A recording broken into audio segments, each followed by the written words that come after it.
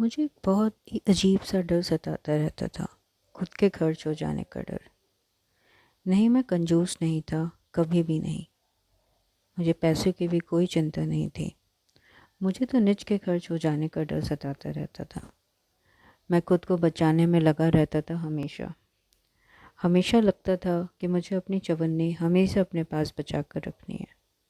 ये चवन्नी वाली बात सालों पहले मुझे मेरी माँ ने कही थी कि बेटा, हम सबके पास सिर्फ 1 रुपया खर्च करने के लिए होता है। अब पूरी ज़िंदगी आप उसको कैसे खर्च करते हो, ये आप पर निर्भर करता है।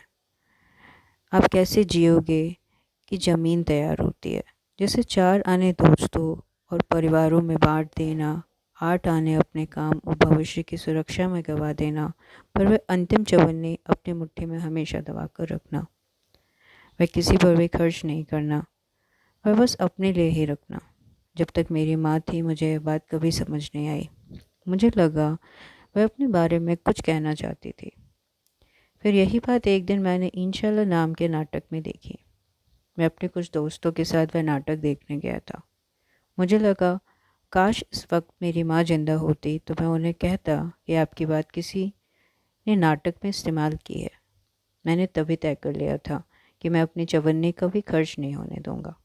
मैं अपनी चवन्नी अपने पास हमेशा संभाल कर रखूँगा। लेकिन अब लगने लगा है कि असल में हमें कितना ज़्यादा खर्च होना पड़ता है, तब कहीं जाकर हम खुद का थोड़ा सा हिस्सा बचा पाते हैं। एक वक्त के बाद खर्च हो जाने और बचाने की लड़ाई में हम किस तरफ से लड़ रहे थे ये तय कर पाना बहुत ही मुश्किल हो जाता है। ऐसे युद्ध के बाद अपने बचे हुए हिस्से की उस चवन्नी की चौखट पर सिर टिकाकर बैठे रहते हैं। बहुत वक्त तक समझ नहीं आता कि इस बचे हुए का हम क्या करेंगे। पूरी ज़िंदगी जिस चीज़ को बचाने में खर्च कर दी, वह चवन्नी मुंह बाएं हमें ताकती है। किसी स्याह अनंत की तरह अगर हमारा बचा हुआ अनंत है, तो हम तो अभी तक उस अनंत की चौखट पर पहचानते हैं। क्या हम उसके भीतर घुसकर उन दरवाज़ों को खोल पाएंगे जिन दरवाज़ों को छुपाए रखना पूरी ज़िंदगी चली आ रही लड़ाई का अहम हिस्सा था? या थक कर उस चौखट पर पड़े पड़े ही अपना दम तोड़ देंगे? यह अनंत है। इस अनंत के दरवाजे से जो अभी तक बाहर चलता था, आज तक उसे ही लिखता आया। आज तय किया था कि शुरुआत ही चौखट लांघने से करूँगा। मैंने अपनी चवन्नी निकाली और उसे अपने निज पर खर्च करने के लिए उछालता हूँ। तभी एक दरवाज़ा खुलता है।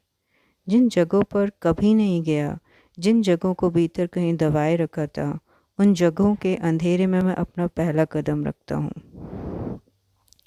भीतर दोपहर का वक्त था। बाहर चिड़िया चहक रही थी। भीतर पुराने गाने भूली सी बातों को लिए टहल रहे थे। और बाहर एक चिड़िया दिख रही है। वह बाहर नहीं थी, वह भीतर और बाहर के बीच के मुंडेर पर बैठी थी। कभी बाहर देखती तो कभी भीतर। बाहर खुला नीला आकाश था और भीतर एक पिंजरा लटका हुआ था। बाहर मुक्ति का डर था और भीतर सुरक्षित जीने की थकान। उसे उड़ने की भूख थी और भीतर पिंजरे में खाना रखा हुआ था।